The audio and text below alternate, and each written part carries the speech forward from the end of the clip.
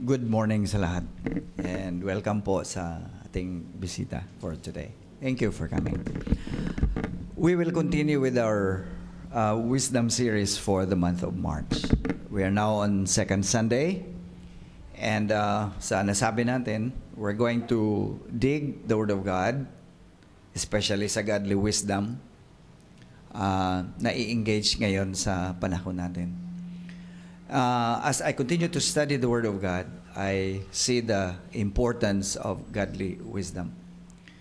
Ang godly wisdom ay para siyang hindi mo ma-appreciate if you are not going to take a look at the Word of God. And you will not be able to know if the thing that you are embracing, if the thing that you are following, and the thing that you are convinced of today ay talagang totoong wisdom unless you look at the infallible Word of God. So today we're going to take a look at the Word of God and then have a glimpse of what is going on around the world. Kasi this world naman kasi wala namang luoy-luoy, wala naman tong pasensya at wala naman tong pity or whatever sa atin. It will just continue. So if children of God will follow what the world is doing, at the end, tayo ang dehado. Tayo ang mag-suffer. So we thank the Lord for giving us His Word so that we will be able to know what is true and what is not. Kumbaga, you will not be able to know ang isang bagay, ang isang document, kung wala kang binabasihan na original. Diba? Especially ngayon, daming fakes. Ang daming mga nagkakalat. So, ano ba talaga ang basis natin? So, when we realize that God has given us His infallible Word, we thank Him and we bless Him and we praise Him for that. Kasi,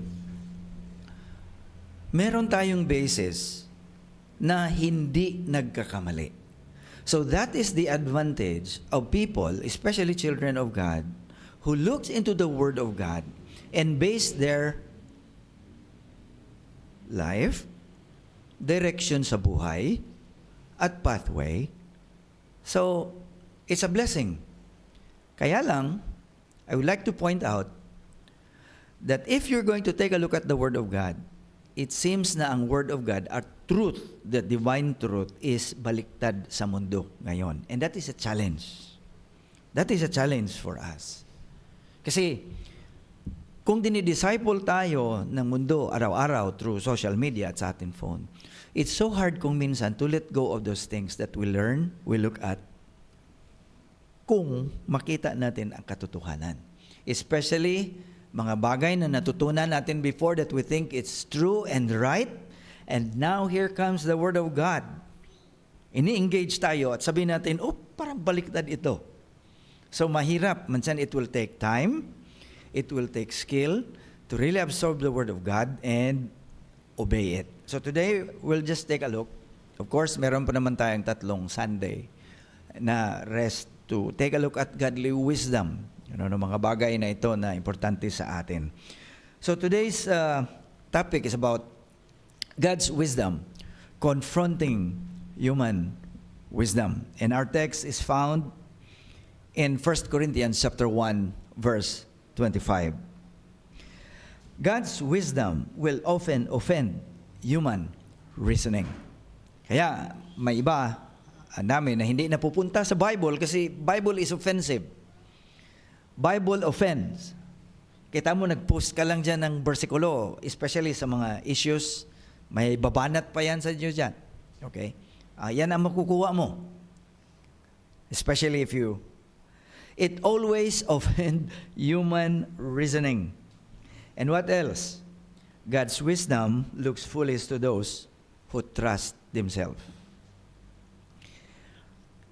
Madidetect mo kung ang palagi mong ginagawa is always trusting yourself, then that will be the time na nagpapaalam sa'yo that you're doing away with God's wisdom. Okay? What else?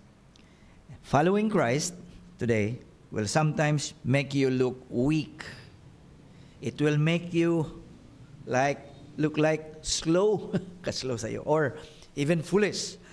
We're going to take a look at our text, 1 Corinthians 1:25. This is a letter of the Apostle Paul to the believers in Corinth. Corinth is a progressive city. Malaking city siya at maraming mga tao doon, especially may mga Greeks doon na mahilig sa mga intellectual na mga tao. So this is the message that the Apostle Paul gave to them and explained to them about what the Lord Jesus Christ did, especially dying at the cross of Calvary. Sa tingin ng mga Greeks, ang salvation na pinadaan sa crucifixion ay parang hindi nila matake sa mind nila. Na paano ba yan?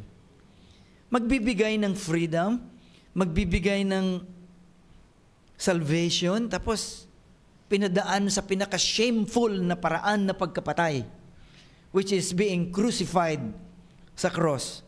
Yun.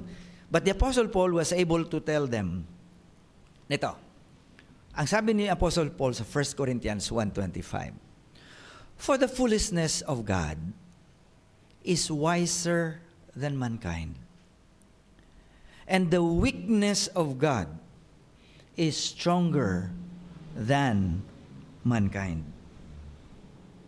Well, kung tingnan natin, the Apostle Paul was telling them, and is also telling us today, that what people consider foolish about God, especially the message of the cross, well, the cross may seem like a defeat. Even si Satan nga na naisahan ito eh. Gustong-gusto niya talaga si Jesus mapatay.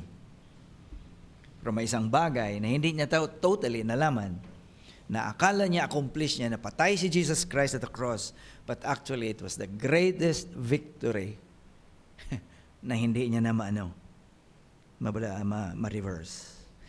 The cross to other people, or even the Greeks, or even the people during their time, and you will be surprised that even today, the cross, ang salvation na ino-offer ng Panginoon, okay, it seems like defeat. It seems like weakness. But you know what? It reveals God's power at work. To the Greeks, ito, may idea di si Apostle Paul na binigay. To the Greeks, salvation through a crucified man sounded irrational. Now, hindi man malayo ang mga Greeks sa atin ngayon. Di ba? Especially with AIs, lahat na lang, pwede mo na malaman ang lahat ng mga information. And people today really depend on reasoning. Kita mo mga atheists, you have to prove to them reason. Reason talaga yan. Hindi naman malayo sa Greek nung una. But you know, ang salita ng Panginoon, even today, still work. To the Greeks, salvation through a crucified man sounded irrational. That even people today, hindi maniniwala, no? Na ang pagkapatay ni Jesus doon sa krus, parang even the Jews themselves, when they were waiting with the Messiah, sabi nila, we're waiting for a king that will liberate us from this poverty, from everything. But the Messiah's reason for coming, hindi mag-solve ng poverty, hindi mag-take over ng government. Is going to come to give us salvation. Lahat, yun. Now, but what the world makes us foolish or mocks us foolish is actually God's greatest act of wisdom. Now, through the idea we're going to have today sa 1 Corinthians 1:25, ito ang picture. The Greeks thought that salvation through a crucified man or through crucifixion is irrational. Meaning, ang ginawa ng Panginoon at ng Diyos sa kanila parang hindi siya normal. I would like to take your mind and tell you that today, the same thing people are thinking. So diyan tayo kukuha ng ideya natin today. Okay? Human wisdom reaches limits. God's wisdom transcends human reasoning. May mga bagay sa Bible na it seems like, oops, do parang ka-awkward. Pero yan pa ang greatest wisdom na i-offer ng Panginoon sa atin. So, careful tayo mag-tread sa pathway natin. Let's always be conscious kung ano mga bagay pakinggan natin, tingnan natin, at sundin natin. That's what we're going to do today. Shall we pray muna? Lord, we come before Thy presence.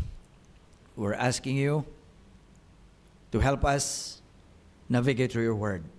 May Your Word speak to us, and may the Holy Spirit will illumine our minds to understand the deep Word of Yours at ma-apply namin sa buhay namin every day. Be with us and fill us with Your Holy Spirit. In Jesus' name we pray. Amen. One of the things I realized and even come upon sa pag-study ko is this thing. Naiplano ng Panginoon, even before, naiplano ng Panginoon na ang mga anak niya would navigate by His wisdom. Okay? Naiplano niya. His children would navigate by His wisdom. That's why He has given us His Word. Parang sinabi ng Panginoon, ito para sa inyo to. Look, read, meditate, and follow. Yan ang pathway ko na ibibigay sa inyo. Follow it, and you will have the best life there is. Itong sabi ng Panginoon sa Psalm 32, 8-9. Ang ganda. The Lord says, I will guide you along the best pathway for your life. I will advise you and watch over you. Do not be like a senseless horse or mule that needs a bit and bridle to keep it under control. You know, ang nakita ko today, we go, we search for advices just to make us feel better. And even advices na makapagbigay sa atin na like mag-comfort sa atin. Pero wag nating kalimutan that God says, ito, ang omnipotent God, ang all-knowing and all-powerful God nagsabi, I will guide you along the best pathway for your life. Kinig kayo? Anong sabi sa Psalm 23? The Lord is my shepherd. O kung minsan, no wonder na maraming mga believers are still depressed, are still, sabihin natin, na hindi nag-i-enjoy ng buhay. Kasi, allow me to say this. Mahirap man sa atin mag-obey. Di ba? Mahirap sa atin mag-follow. God is offering us this one. But question, where do we go? Where do we go for advice? Ano pang ibang pathway na tinitingnan natin rather than the pathway that God is giving us? Ato, the all-knowing God and the all-powerful God says, I will advise you and watch over you. Di ba mga presidente natin may mga National Security Advisor at saka may mga Presidential Advisor o kung sino-sino na lang na mga advisor, di ba? Now, who can give us hindi lang the best, but perfect advice? No other than God. So I think it is an encouragement to us. O tingnan natin. We go ahead this year. Hindi pa nga natin alam kung ano ang next month, next week. God is offering us to lead us in the pathway, but still we don't want it. Still, we would rather listen to someone who is like us, finite being, and all they're giving us are their experiences. Na akala mo ang experience nila, maging experience din natin. Right? No. Here's an omnipotent God, a perfect God, offering us, I will guide you along the best pathway for your life. So, nandyan na. Okay? Ang Panginoon. You know what?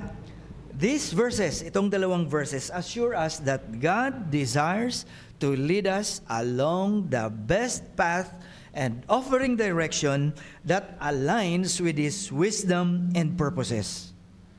Makikita natin ang desire ng Panginoon. At ang desire ng Panginoon sa atin is to lead us along the best pathway.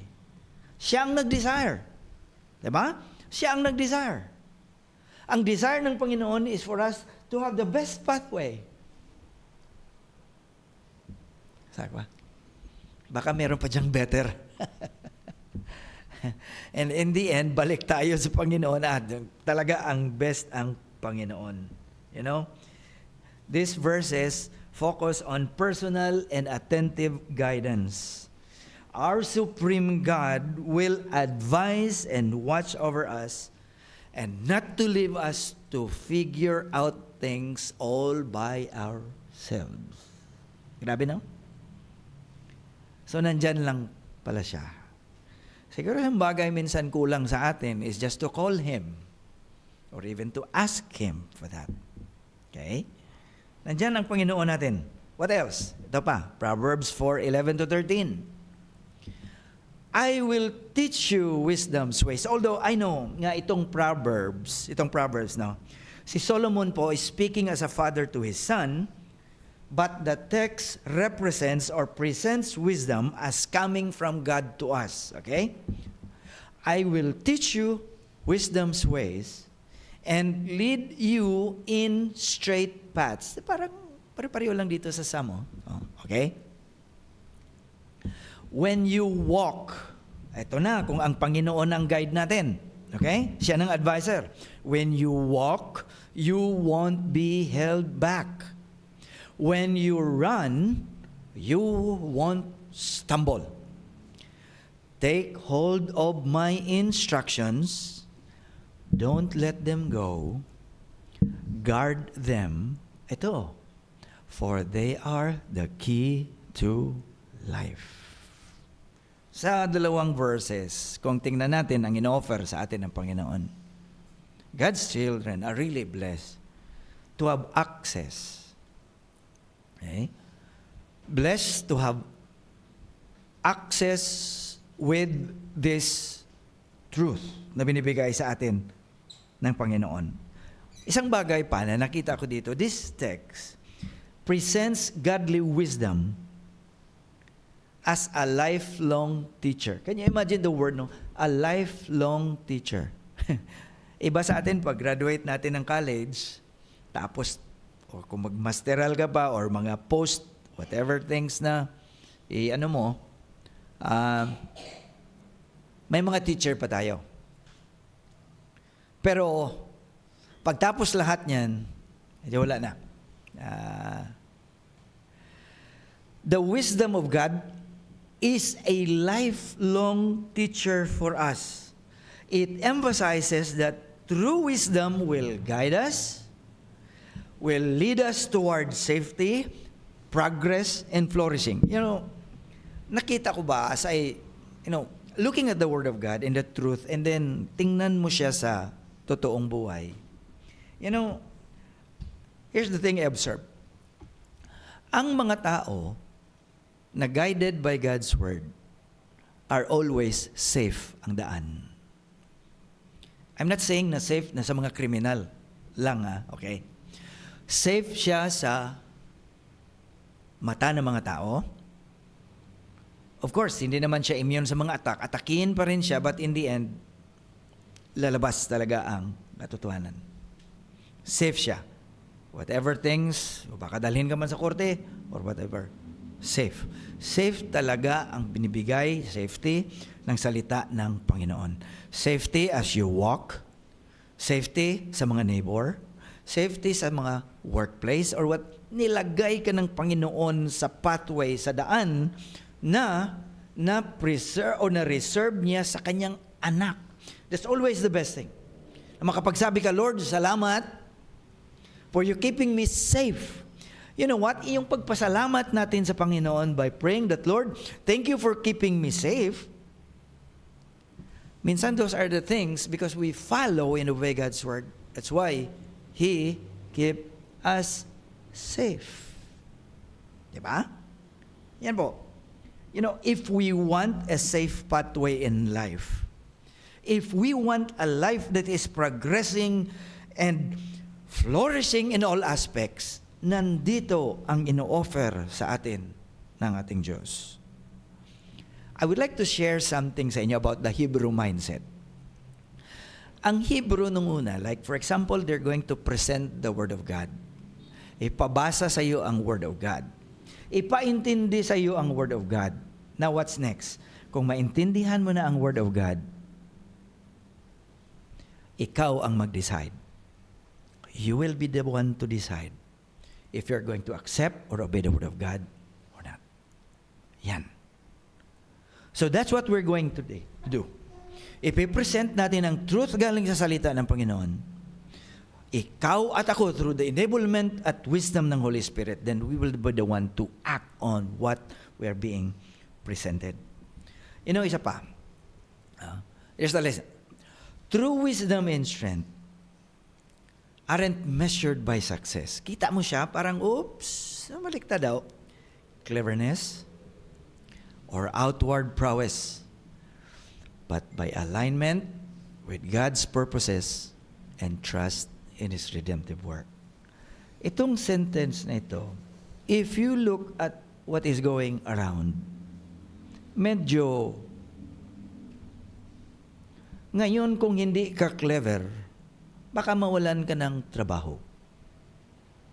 Kung hindi ka wise, baka maisahan ka. Those are the things. Wala kang outward prowess, baka hindi ka mananalo or whatever.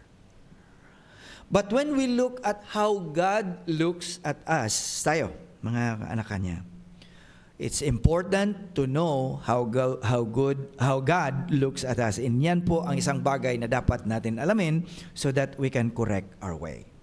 Ito pala, ang totoong wisdom are not measured by success, cleverness, or outward prowess, but by alignment with God's purpose and trust in His redemptive work. Yung mga blessings, sabi ko nga na, the last time, material blessings are just what? Mga extra na yan na binibigay ng Panginoon, resulta sa alignment natin sa Kanya. But the world says, you chase those blessings first. Hindi siya kasalungat. That's the word, the Tagalog, di ba? You chase those blessings first without alignment with God. That's why kung minsan, buhay ng mga Christians ay hindi mo siya makonect kasi nauna ang pag-chase pero wala tayong alignment with God. Align muna. Das ang na natin. Align ourselves with God and those blessings are extra na darating. Yan po. Yan ang isang bagay na dapat natin intindihan. Now, today, many people believe that philosophy or human intellect, AI, can solve humanity's deepest problem. Hindi lang pala itong ngayon. During the times ng 1 Corinthians ni Apostle Paul, yan din ang pag-iisip ng mga Greek, ng mga intellectual na mga tao. Nga, sabi nila, philosophy or human intellect, especially during the time of Renaissance. Right after Dark Ages, di ba? Renaissance. Yung Renaissance, doon na ang mga tao nag-exercise ng kanilang mga alam. Doon na naglabas ang mga tao sa kanilang mga painting. Sila ni Michelangelo, sila ni Donatello, yung mga teenage Ninja Turtle. Sila ni Leonardo da Vinci. Di ba nag-produce sila ng mga painting? Those are the times of Renaissance. Kasi ang mga tao nag-open na kanilang mind. Na for many, many years, sa Dark Ages, ang simbahan lang ang tinitingnan, ang salita lang ng Panginoon, kung anong sabihin ng mga pope, anong sabihin ng simbahan, yan ang susundin. Yan po ang sa atin history. But when Renaissance time came, nag-open na yung mga inventions. Doon nag-open ang mga mind. And sa pag-open sang mind, isang mga bagay na naging negative when it comes to the Word of God, kasi ibang tao hindi naman niniwala sa salita ng Panginoon because they're relying on human wisdom and intellect. Today, still the same. People today are still thinking that all those computers and all those things and all those intellectual things can solve human problem. No. No po. Ang makasolve pa rin ng problema ng tao, even the deepest problem ng mga tao, ay hindi itong mga bagay na ito. Anong sabi ng tao? Faith is obsolete or even outdated. Nung una pa yan. Okay? What else? Religion is for weak people. I don't know kung totoo ito, but I've heard, and maybe I read, nasa Japan, kung ang religion ay para lang sa mga matatanda. You look at churches or even temple that people go there are old people. So medyo ang mga youngs ay baka mag-cringe ang mga tao doon pag nakita ka na young ka kasi religion is for old people. Ngayon ba yun? What else? People are thinking that human progress will save us. Ay, yan, gira. Ang lahat ng mga progress, isang bumba lang. Nawala na lahat. Pag may pumutok dyan na nuclear or atomic or hydrogen bomb, sabi nila, babalik tayo sa Stone Age. Totoo yan. Totoo yan. Isang putok lang. Diba? I-pray lang natin. Ang mga player dyan, may mga nuclear bomb yan na isang ano lang. Okay? So human progress will say, well, wala. But here's the thing. Despite technological progress, today, humanity still struggle with sin. Humanity still struggle with brokenness. Humanity still struggle with anxiety and moral confusion. So if we're living in this world, ito po ang mga bagay na nag-aatake sa atin araw-araw. Naghahanap ang mga tao ng answer to these things. Even people during the Apostle Paul's time are looking for answer. But here's the Word of God. The answer is still Christ crucified. Itong sabi ni Apostle Paul, 1 Corinthians 23:24, sabi niya, but we preach Christ crucified. To the Jews, tingnan nyo, a stumbling block. And to Gentiles, kalukuhan. But to those who are the called, both Jews and Greeks, Christ, the power of God, and the wisdom of God. Human wisdom cannot solve the sin problem. Only Christ can solve the sin problem. Human wisdom trusts reasoning. They trust status and self-effort, while godly wisdom submits to God's revelation. You know, yung itong mga bagay na sinasabi natin, itong sa title natin, godly wisdom confronts human wisdom. Di ba may tension? Tension yan, araw-araw. Meron hanggang sa katapusan ng mundo. That is always and will be the tension. Godly wisdom versus human wisdom. You know, today it's so sad. It's so sad that some believers settle for human wisdom rather than the wisdom God offers. I don't know kung na-notice nyo. It's so sad. It's so sad. The tension between God's wisdom and human wisdom shows up in our everyday lives when people rely on human logic instead of trusting God's way. Gusto nyo makita that this tension is alive today? Okay, tingnan natin. There are 5 relatable examples na ibibigay natin that human wisdom confronts human wisdom. Una sa family. Tingnan lang natin muna sa family. Win the argument versus choose humility.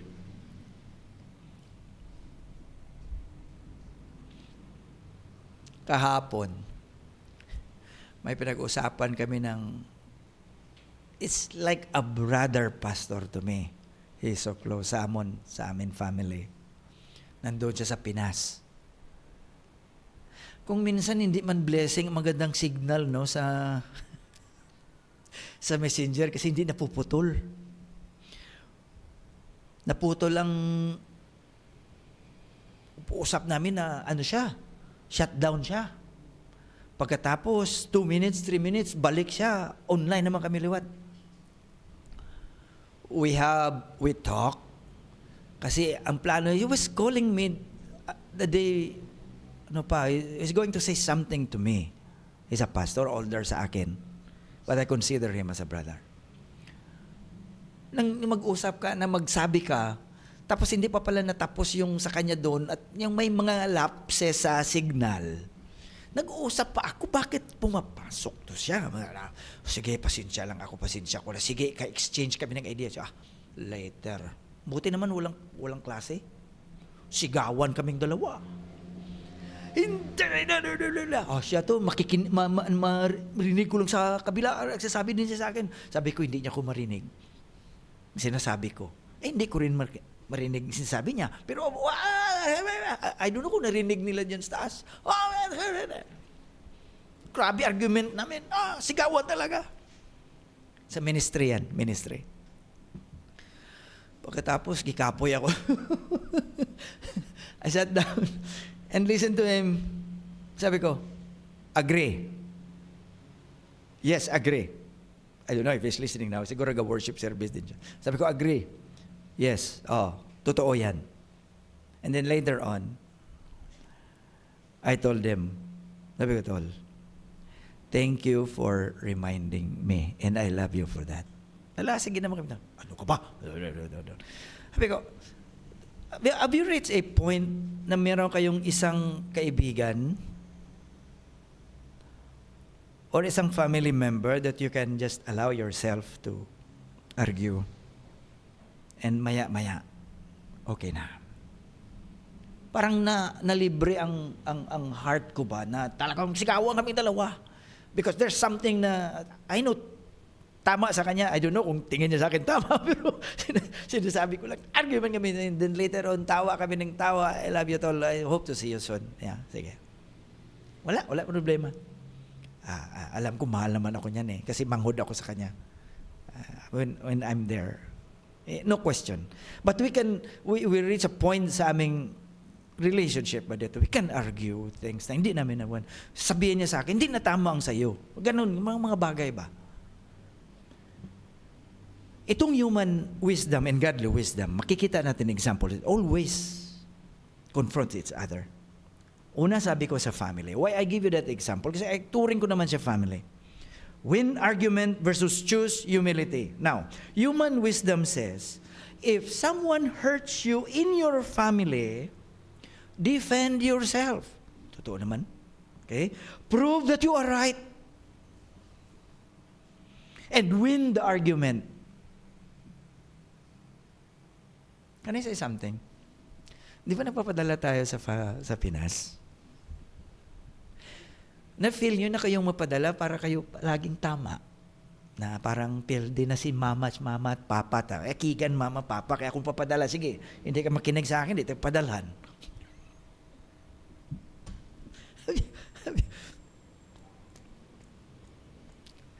Win the argument at all cost. Prove that you are right. That's human wisdom. And we sometimes do that. Guilty. Okay, as charged. Okay, guilty. Thank you, Lord. God's wisdom says, choose humility, forgiveness, and reconciliation. Hindi pwede yan, pastor. Basta alam ko may diretso ako, may alam ko na akin yan, kukunin ko yan, magkamatayan man kami. Di ba? I saw a video sa nag-agaw ng saging sa, sa koral. Malaki naman yung saging eh. Ang may-ari kasi ang puno na sa kanya, tapos yung bunga dito nag-bend sa kabila. So nag-agawa na ang ano lang, ang pagitan ay yero. So nakuna ng video. Nagagawan, saging. Sana pinutol na lang saging sa inyo dyan. Sa amin, di ba? Magamit nyo pa naman yung puno ng saging, bilhan nyo ng manok, di ba? May ubod. Pwede pa naman yan.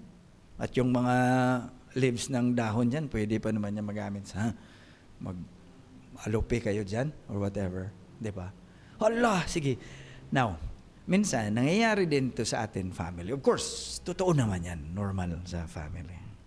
But sabi ng Bible, choose humility, forgiveness, and reconciliation. Even if it cost you your pride. Bahala na pastor, hindi ko iso-surrender ang pride ko. Bahala na, hindi kami Okay.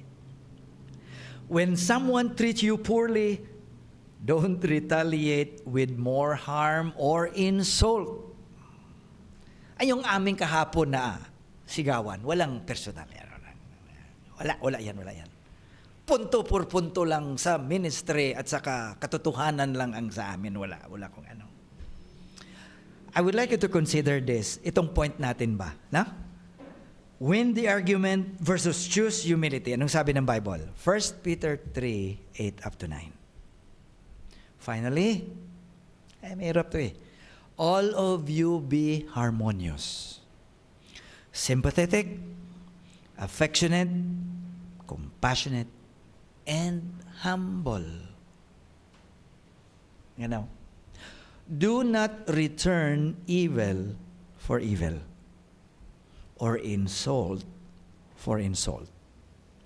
But instead, bless others because you were called to inherit a blessing.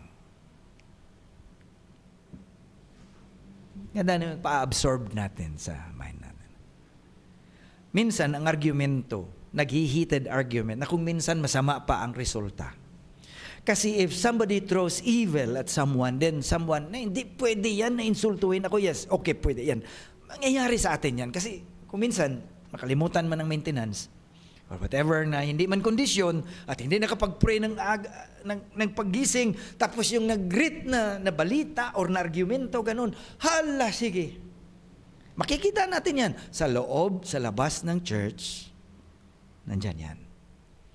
But here's the Word of God. Here's the pathway that God wants us to tread.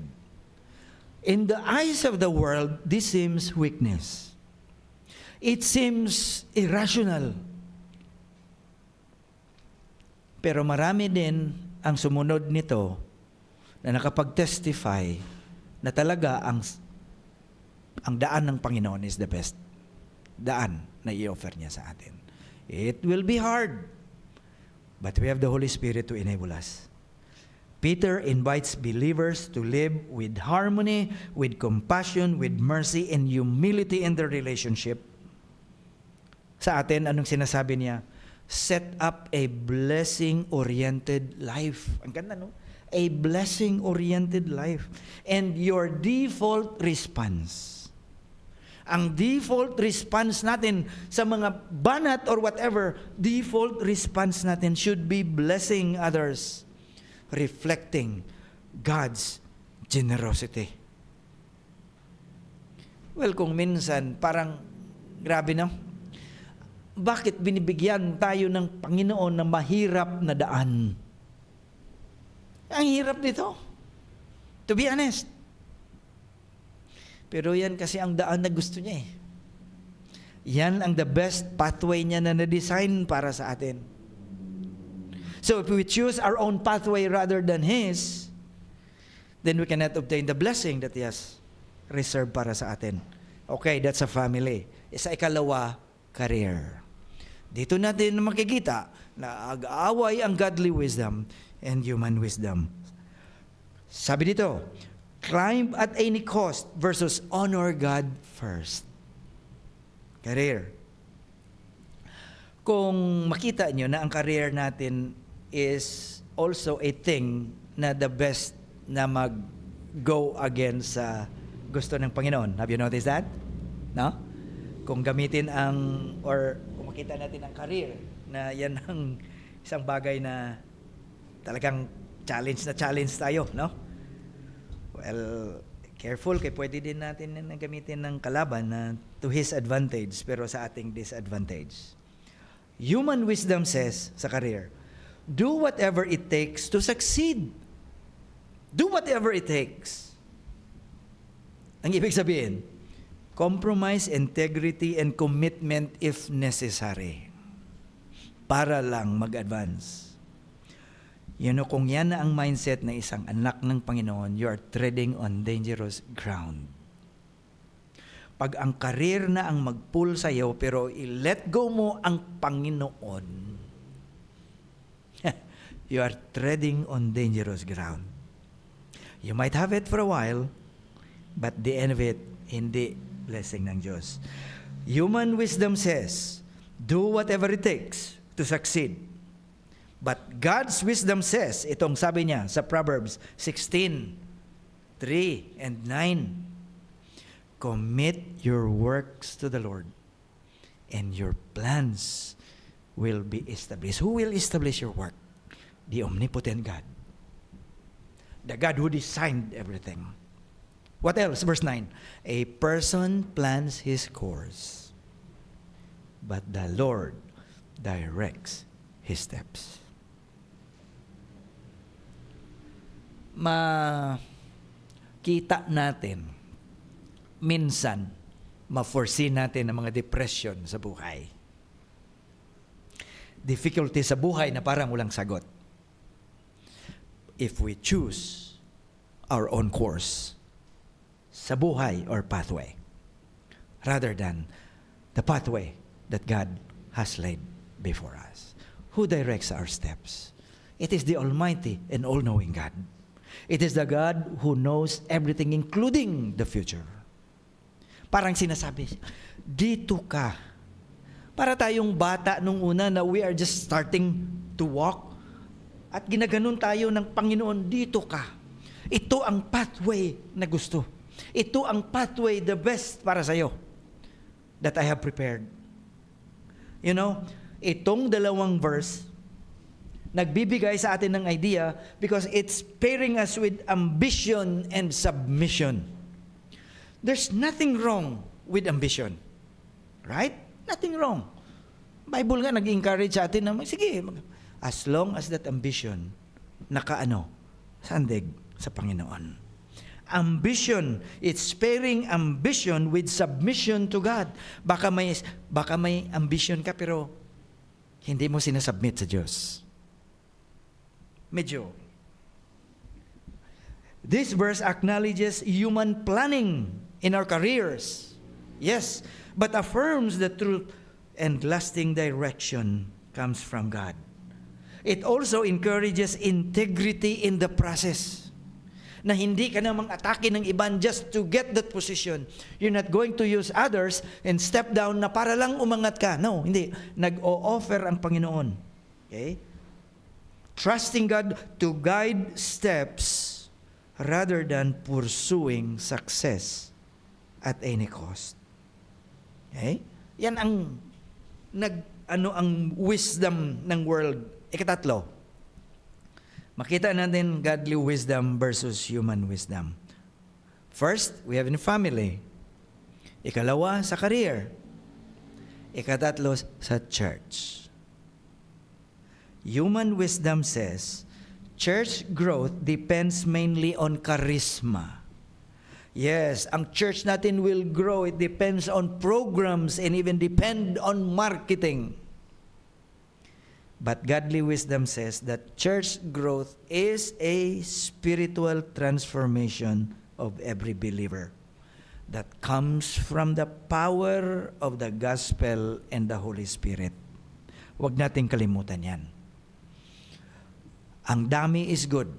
Maraming tao sa loob ng church, maraming nag-church, well and good. Okay yan, gusto natin yan. But wag nating kalimutan sa likod na hindi lang padami-dami ng attendance. What God sees and what God looks is the spiritual transformation of everyone that is in that church. Take a look at this verse. 1 Samuel 16:7. We give us idea how God looks at people, especially believers din. But the Lord said to Samuel, they're talking about Eliab. Kasi nakita ni Samuel si Eliab, sabihan siya ng Panginoon, punta ka sa family ni Jesse. Isa sa mga bata niya, I'm going to make a king. Ang una si Eliab. Akala ni Samuel kasi, gwapo to, malaki at well built. Ito na siguro ang tinawag ng Panginoon. So we're talking about Eliab. Lord, ito ba siya? But the Lord said to Samuel, don't be impressed by his appearance or his height. Baka 6'3" or 6'4" to. For I have rejected him. Para kay Samuel, ito na, hari na to na quality. Ang laki, gwapo, taas, matangkad. Ito na. Sabi ng Diyos, no. Huwag ka magka-impress appearance niya or sa height. For I have rejected him. Ito, sabi ng Diyos, God does not view things the way men do. Listen, if worldly wisdom is the thing that will always disciple or influence us at makita natin na parang totoo, be reminded of this. God does not view things the way men do. People look on the outward appearance. Saan tumitingin ng Diyos? But the Lord looks at the heart. Yan palagi ang naisip natin, na huwag kang ma-depress o huwag kang magka-insecure kung anong meron tayo kasi ang tinitingnan ng Panginoon mas lalo ang sa loob. And many people today are being insecure kasi nako, naman itong mata ko. Si nanay kasi, hindi naman magandang mata ni nanay. Yung facial feature niya sana, kaya na lang kami, neighbor namin, no, ganda. Those things. But here's the thing, God looks at the heart. Ang next pa, may isa pa tong brother na sinabi ni Samuel kay Jesse, meron pa. Hindi to. May isa pa, hindi to. Meron pang isa, hindi to. Sabi ni Samuel, meron pa ba? Sabi ni Jesse, oo, meron pa, nandun sa field. Bantay ng mga hayop. Sabi ni Samuel, tawagin mo. Si David yun. Pagpunta ni David, medyo malaking mata, medyo itim, kasi nasa field. Pero gwapo, sabi ni Samuel, ito na siya. Sabi ni Panginoon kay Samuel, yan siya. Anoint him. Anoint him. You see? Well, this is a picture that sometimes when the world looks at and do things like this, sabi ng world, okay to. But when you look at the Word of God, hindi. That's not the way how God looks at heart, looks at people, and how God looks at the world.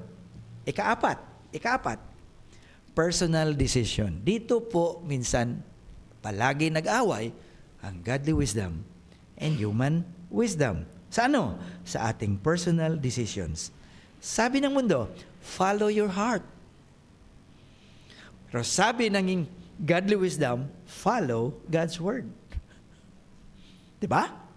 Follow your heart versus follow God's word. Human wisdom says, do what feels right for you. Delikado yan. Ikalawa, God's wisdom says, submit your decisions to God's truth even when it feels difficult. Ito po palagi ang exciting Word of God will engage us pag nakita natin, difficult. That's why hindi natin gawin kasi difficult. I realize, I share this sa kanila ni ate. You know, our minds are not programmed for difficulty and discomfort. It is programmed to give us comfort.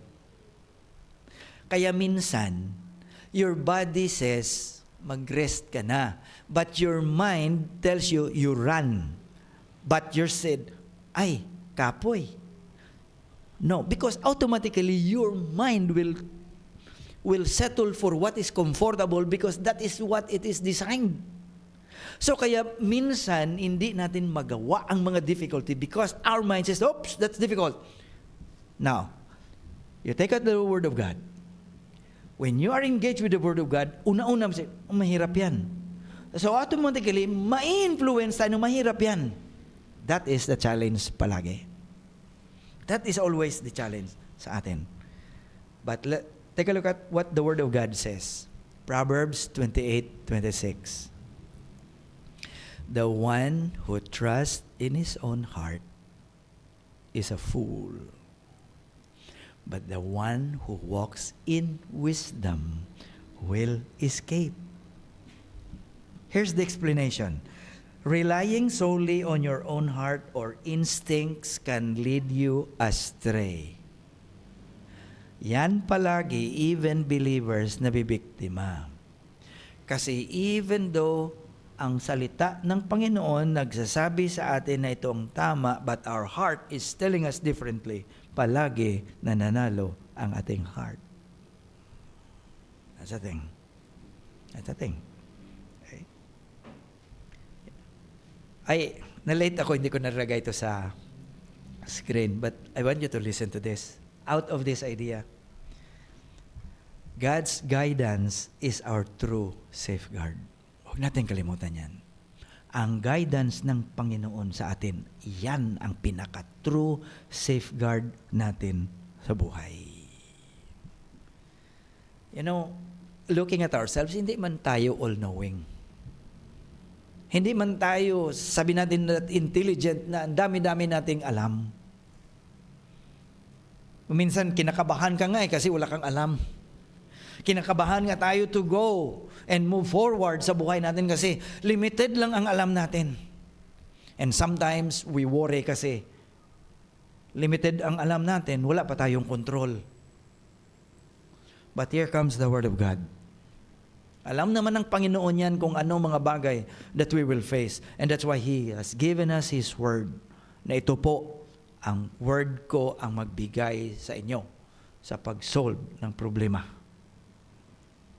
God's guidance is our true safeguard sa buhay. Next, number 5. Makikita mo ang God's wisdom versus human wisdom in our suffering. Sabi dito, avoid pain at all cost versus God or trust God through it.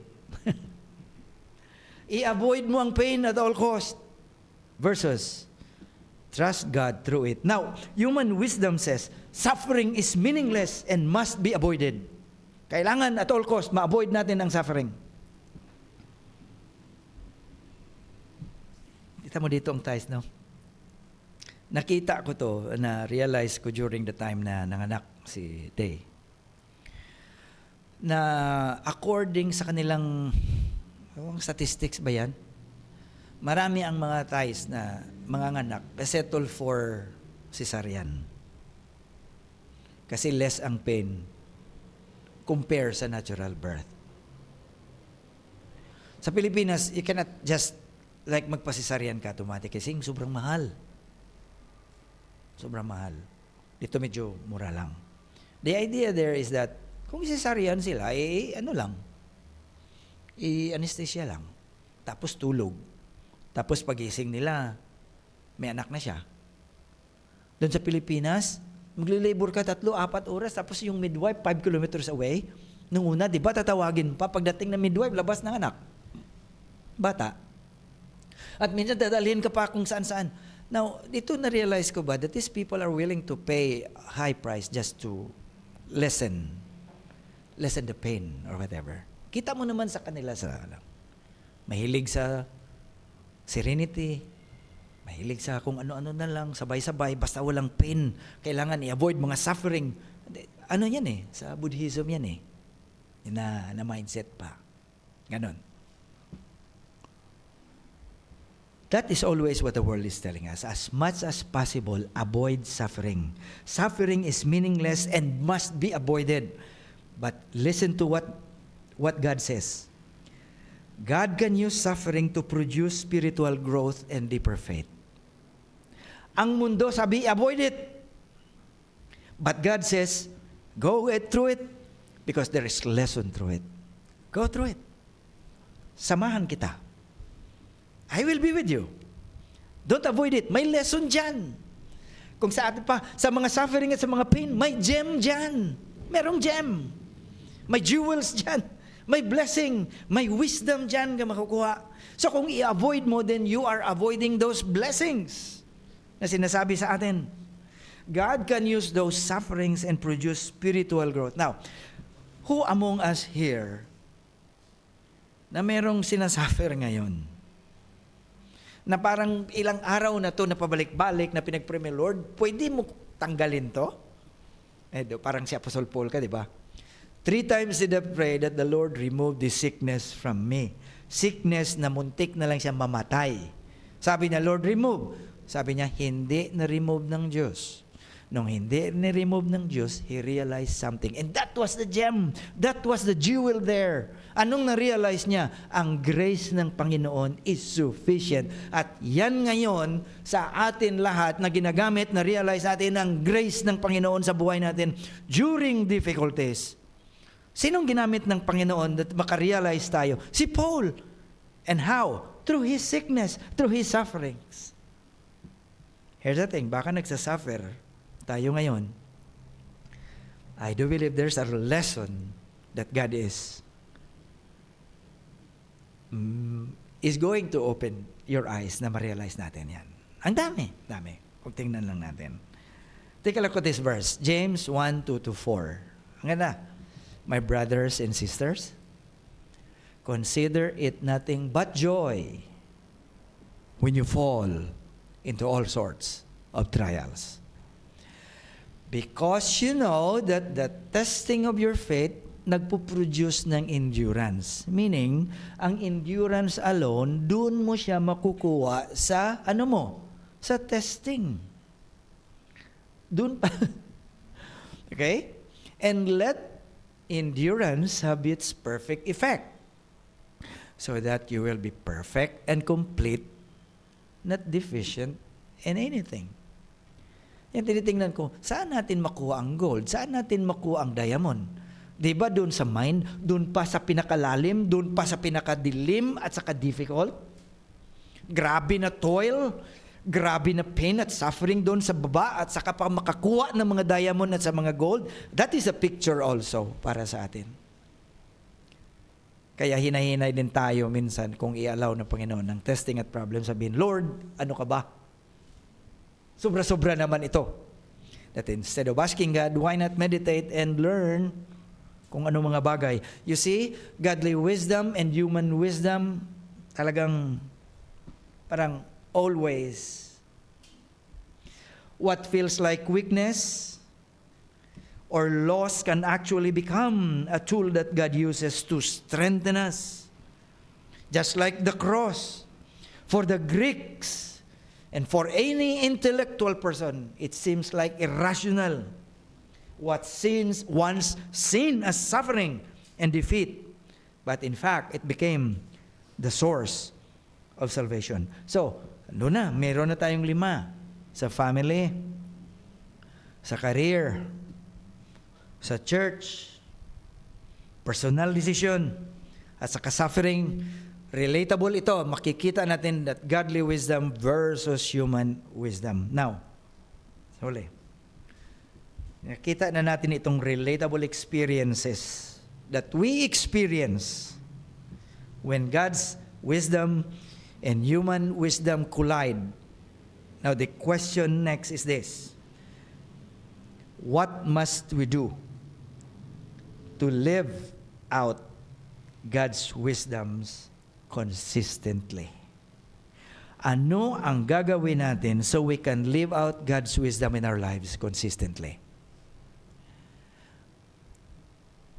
Una, reverence God as the source of wisdom. Huwag nating kalimutan, ha? Reverence God. The fear of the Lord is the beginning of wisdom. Yan ang start. Kaya this lesson. True wisdom begins with a right relationship and reverence for God. Nakita ko na I'm looking at this sentence para pwede mo siya ibaliktad ba? Ibaliktad. Okay? Na kung tingnan mo na ano mo siya, i-reverse mo ang idea nito. Okay? You must have a right relationship with God. At mag-respect or like reverence sa Panginoon so that you will be able to get true wisdom. Ang true wisdom, kung tingnan mo, ay hindi mo makita or hindi mo makuha sa kung ano-ano lang. Of course, we pray for wisdom sa Panginoon, di ba? Ay sabi nga dyan the wisdom that is from above is pure, gentle, lahat. But nakita na realize na makuha at ma-obtain natin ang true wisdom kung meron tayong right relationship and practice reverence for God. So, hindi mo siya pala ma-shortcut ang true wisdom. We must have a right relationship with God kasi ang right relationship natin sa Panginoon, it is during that time sa relationship natin that God will reveal His wisdom. In that right relationship, we know what God likes and we know what God does not like. That is wisdom itself. Wisdom na. Ang malalaman natin in that right relationship with God kung ano ang gusto niya, anong dinidesire niya, saan tayo pupunta, ano ang bagay na gagawin natin, yun. And when we do it, that is true wisdom. That is true wisdom. Here's the text. Proverbs 9:10. The beginning of wisdom is to what? Reverence God. Fear the Lord. And acknowledging the Holy One is understanding. Here's another lesson. When we honor and submit to God, we begin to see life through God's perspective rather than human reasoning.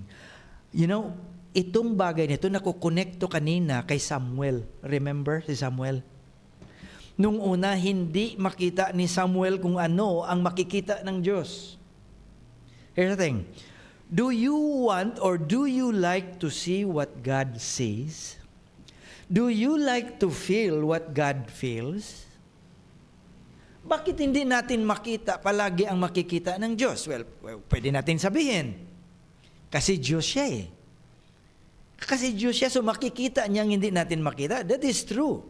But there are times that God will allow us to see what He also see. Alam niyo kung paano? Get that right relationship with God. At isa pa, follow the Lord in your life. And you will be able to see what God sees. And you will be able to feel what God feels. When we honor and submit to God, we begin to see life through God's perspective rather than human reasoning. So let God's authority shape your thinking, your values, and priorities. Yan nga kung minsan, ito, pag meron tayong tamang relationship sa Panginoon, ang mga values natin sa buhay, ang mga priorities natin sa buhay, may influence. Magiging godly values na. Magiging godly thinking na at magiging godly priorities na meron tayo. What else? Ikalawa, renew the mind with God's Word.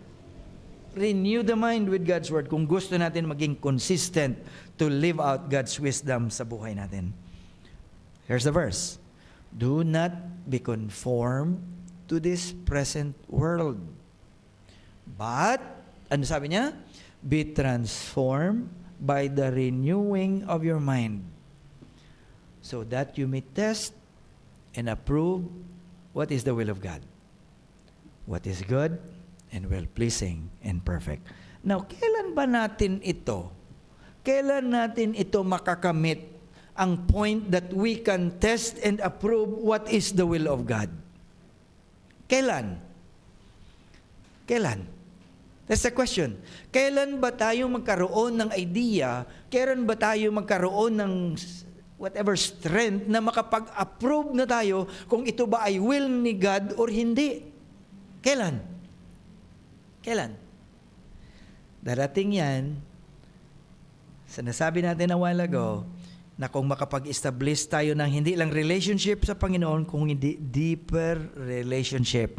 And as we continue to follow the Lord, darating tayo sa punto ng buhay natin that we can approve or we can see what is the will of God. Kasi ito what God sees, we can see. What God feels, we can feel. Bakit? Malapit na tayo sa Kanya. Another lesson.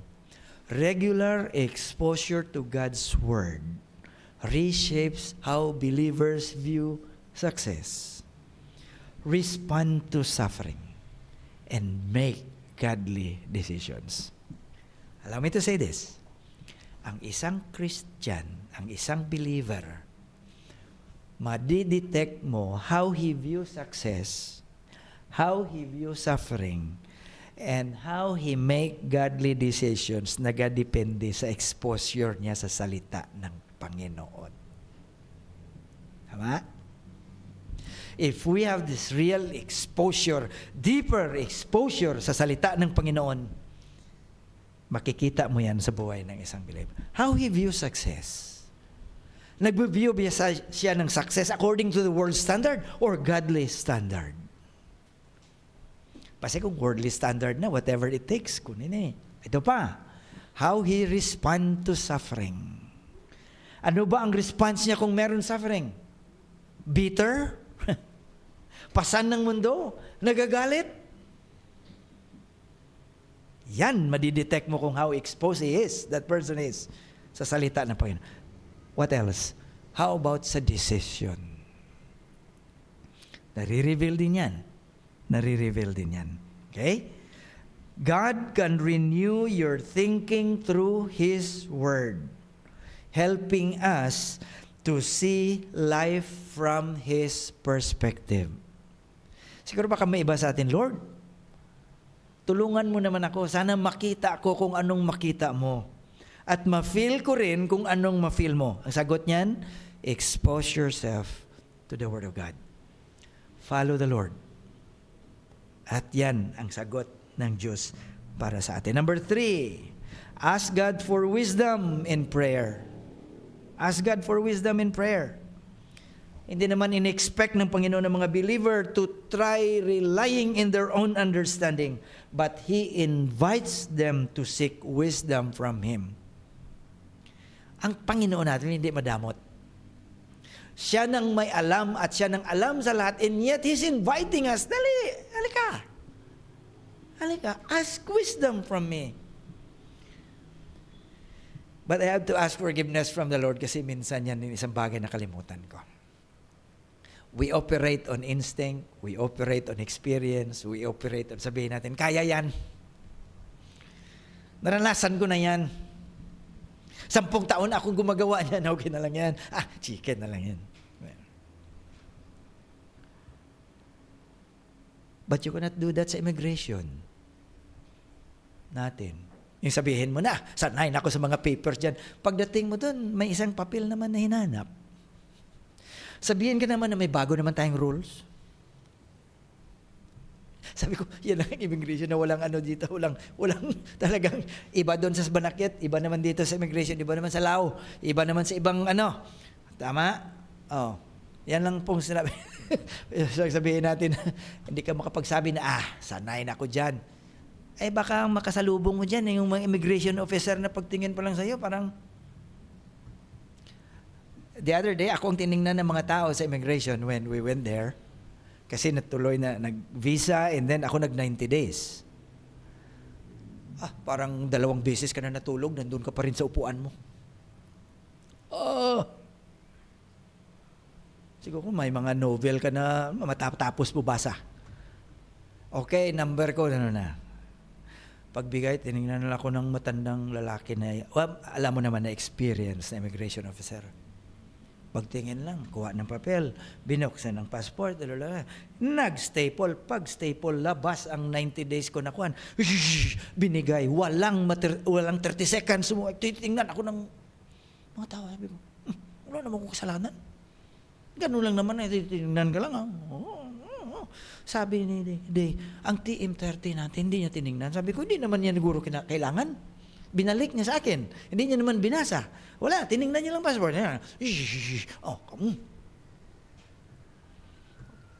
Pero kinakabahan ka, ilang oras man doon ang kaba mo sa upuan mo, na baka kung ano naman makita, may rason na kung ano. Ay, kinabahan ka pa. Plus yung kape na nagbigay sa'yo ng kaba, not worth it. Walang 30 seconds, umalis. Pero merong time, huwag kang thou shalt not kumpiyansa, kasi merong mga immigration officer talaga dyan na last time parang hindi ko maintindihan ang sinasabi niya sa akin. 3 ang aming passport, lahat kami sa isang pamilya, 1 kaming bahay, 2 ang in-approve niya, ang 1 kinwestiyon niya. Sabi ko, ano bang pinagkaiba? Hindi ko naman isang bahay kami, 1 date ng exit. Uwi ako. Isa sa mga bata, hindi na-approve, kami lang 2. So, binalik iwan ko anong, baka nag-away ng husband bahay. Hindi naman natin alam, nagmamadali na uwi. Yan talaga. What I mean is this. Itong mga bagay na ito kung minsan, Panginoon natin, nag-i-invite sa atin, halika, ako ang may alam. I know everything. He invites us to come to Him. But minsan, even ako, guilty din ako minsan, try to settle for human wisdom na akala natin masolve lang natin. Hindi po. Okay. Prayer for wisdom includes asking God to reveal His ways, to reveal His path, and to reveal His truth, and to guide us daily. So when facing difficulties, believers should first seek God in prayer, rather than relying only on personal reasoning. Number 4, trust God rather than personal understanding. It will always be a challenge, brothers and sisters in the Lord. Alam mo, ang nagcha-challenge palagi sa Panginoon, ang ating personal understanding. Totoo yan. Yan ang nagcha-challenge sa Kanya. Wisdom, human wisdom, often feels logical and attractive. But believers must learn to trust God even when God's way seems difficult or unclear. Here's the verse. Psalm 25, 4-5. Make me understand your ways, O Lord. Yan ang hiningi ng psalmist. Remember, ang psalmist po walang Bible, ha? Wala pa tong Bible study, wala pa tong worship service at prayer meeting. Wala pang Bible. Ang desire niya, make me understand your ways, O Lord. Teach me your paths. Guide me into your truth and teach me. For you are the God who delivers me. On you I rely all day long. When you look at the verse,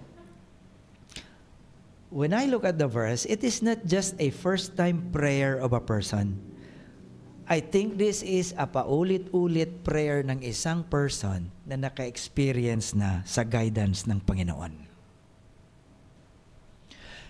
Kasi nung una nang nag-rely siya sa Panginoon for guidance, God answered and God guided him at na-realize niya kung ano ko the best ang pathway ng Panginoon. And now, he's praying again, Lord, make me understand your ways and teach me your paths.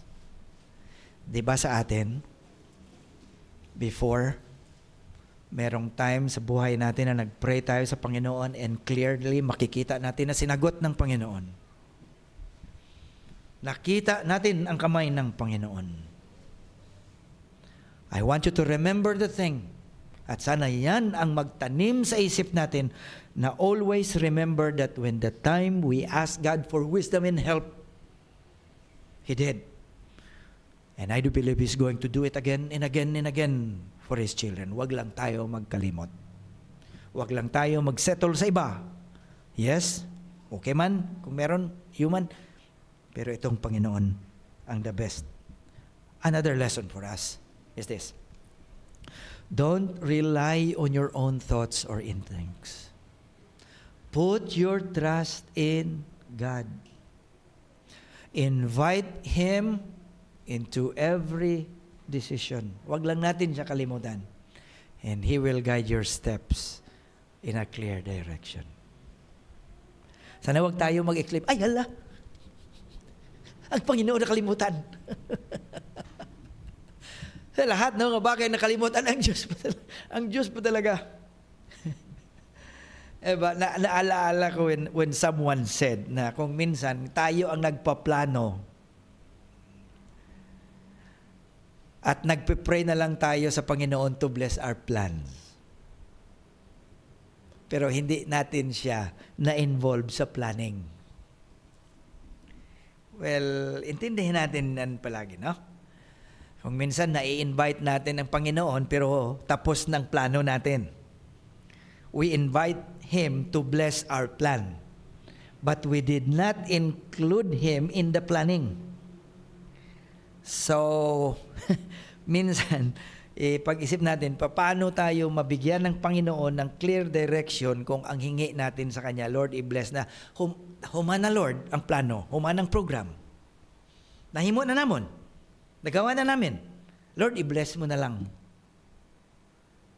See the point? He must be involved in the planning. Even before the planning, involved ang Panginoon. Hindi lang natin siya involved to just bless the finished plan that we have. So lastly, eto na. The world may look at the cross and see foolishness. It may look at surrender na sinasabi sa atin ng Diyos. It may look at humility. And it may look at forgiveness. Kahapon, yun isang bagay na pinag-usapan namin, sabi ko sa iyo ng kapatid ko, na brother in Christ. May master siya kasi sa psychology, kuha niya. When we look at forgiveness, it is one of the most powerful thing na bigyan sa atin ng Panginoon. Agree siya at agree din ako. Nasabi niya, Tol, grabe talaga ang power ng forgiveness. Oo, grabe yan. Ang isang matapang na tao, isang matigas na tao ay hindi mo mapaiyak kung sa ano na pag-isayat na sige, mag-boxing tayo, magsuntukan tayo, magpatayan tayo, hindi mo iyak. Pero once ang isang tao makakita at makarealize ng forgiveness, even how hard that heart is, talagang matatouch yan. Sabi ko, yes, there's power. And yan ang isang bagay kung minsan that this world is not teaching us. No, you have to stand with your pride. Paglaban mo. But look at the pathway of God. Forgiveness, humility, surrender. The people of this world call them weakness. But God has already declared that what seems foolish in His plan is still wiser than all the wisdom in this world. So here's the last thing. So when God's way does not make sense to the world, do not turn away from it. Trust it. Trust it. Just hold on lang sa salita ng Panginoon. And it might not give you just the answer right away, but hold on lang. Because the wisdom of God revealed in the cross of Christ is still the power that saves. It's still the power that transforms. And it's still the power that leads us into true life. I know it's going to be a challenge for us this week. God's wisdom versus human wisdom. I pray na sana pagbigyan natin ng importansya ang God's wisdom, because this is the wisdom that will lead us into true life. So may God bless us all, and looking forward sa next natin na series sa next Sunday. Shall we pray? Lord, we thank you so much for your word. Pag-pray namin, Lord, na ang salita mo ay dumadaan lang. May mga times na hindi namin tumatingnan naman ang wisdom. Ibang topic naman ang meron kami. At Lord, sana na by the time we talk and go deeper into your word, especially with this thing, na kailangan namin today, sana makuha namin, maintindihan, lagay sa puso, and being enabled by the Holy Spirit to live it out. Salamat, Lord, sa panahon na binigay mo sa amin, and we ask, Lord, for forgiveness. For many, many times, we rely on our intelligence, we rely on our capacity, we rely on our strength, but at the end, we realize that those are not enough. Hindi enough. At what stands still at the finish line, ang wisdom mo. Thank you for the rebuke, Lord, for the reminder, and for the encouragement once again to go back to the right path which you have laid for us. And thank you, Lord, for that wisdom that you have prepared for us na i-access lang namin at magkaroon kami niyan. Salamat for your promise. We give you back the glory and honor. In Jesus' name we pray. Amen. Thank you po.